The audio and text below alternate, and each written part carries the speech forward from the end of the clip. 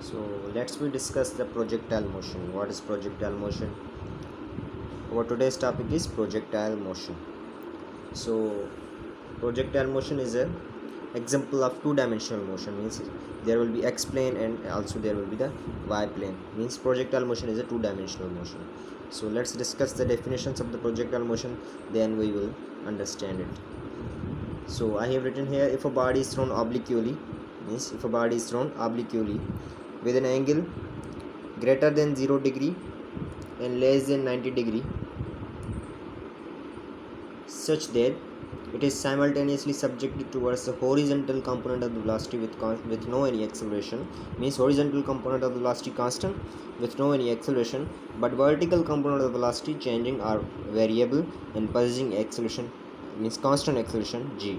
So what I have told you, if a body is thrown obliquely, means if a body is thrown with an angle greater than 0 degree and less than 90 degree, such that it is simultaneously subjected towards the horizontal component of the velocity with means horizontal component of the velocity constant and with no any acceleration, but vertical component of the velocity changing are variable and possessing the constant acceleration of g. I will discuss it in deep. Let's discuss the second definition. Means I will read these definitions, then I will tell you in this detail. So second definition I have written here is, if a body is given an initial velocity, means as a body is thrown, means initial velocity is given any, means all type of the projectile motion we have to give initial velocity. If a body is given any initial velocity, it means it is simultaneously or subsequently follows the path determined by the gravitational force and air resistance. This is also known as projectile motion. So here I have written third definition. What is this?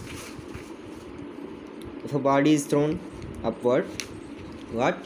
If a body is thrown upward in such a way that its velocity is resolved in two components, Vx and Vy, and Vx is constant at every point while Vy is variable.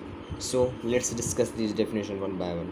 First of all, I told you that if a body is thrown obliquely with an angle greater than 0 degree and less than 90 degree, and simultaneously it is subjected towards the uniform horizontal motion, means horizontal component of the velocity with constant velocity and no acceleration, while vertical component of the velocity with acceleration, means constant acceleration.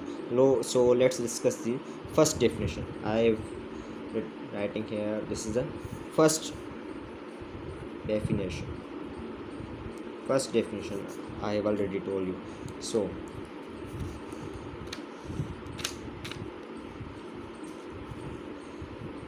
for example, I throw the ball from this position to this position. Okay, I throw a ball from this position to this position. Okay,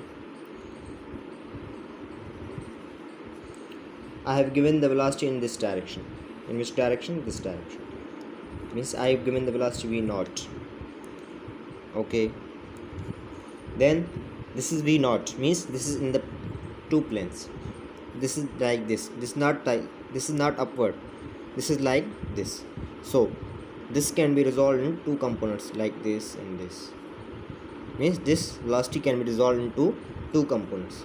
V naught, this is the v naught x horizontal component, this is the v naught y. We have learnt it already that vector can be divided into two components in its plane. So v naught here can be divided into two components.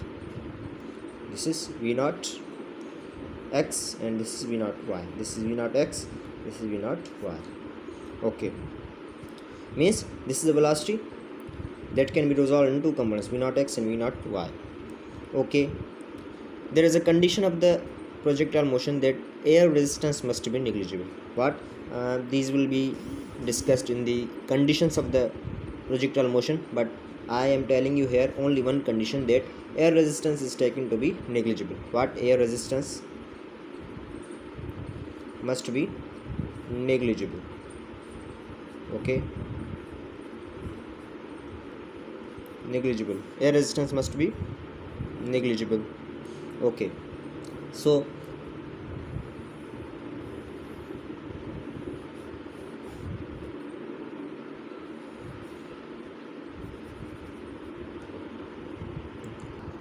So I have told you that air resistance is negligible.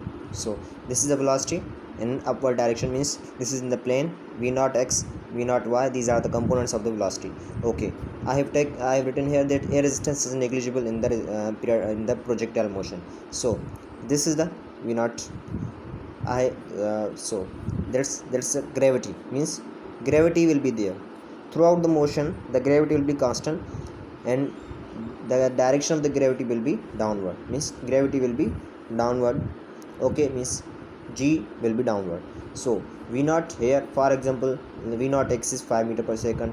Okay, v naught y is 5 meter per second. Okay, means components are 5 and 5 meter per second. I have resolved the v naught, that is v naught x and v naught y. V naught x is 5 meter per second, v naught y is 5 meter per second. Okay, so let's come to this point here. V naught x will remain same. This will be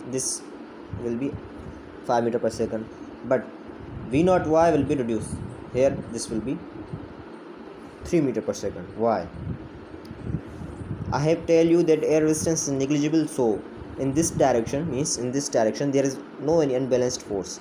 Means we have learned that where there is unbalanced force, the velocity changes. Okay, but here no any unbalanced force is acting, because we have taken here air resistance is negligible. But gravity is the unbalanced force acting here.